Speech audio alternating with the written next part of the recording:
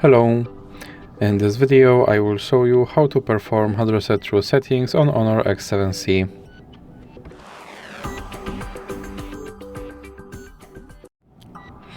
So we have to start by opening your settings application, and then we have to scroll down and click on System and Updates, then click on Reset and click on Reset Phone.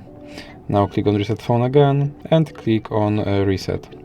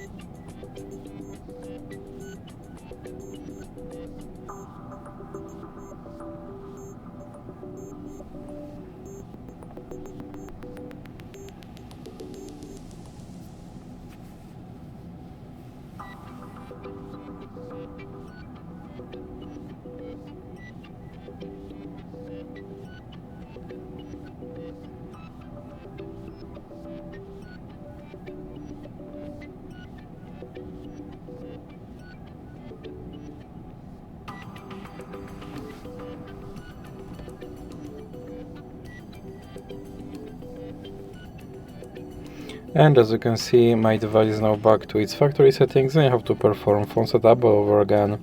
So that's it for this video. If you liked it, please remember to leave a like and subscribe.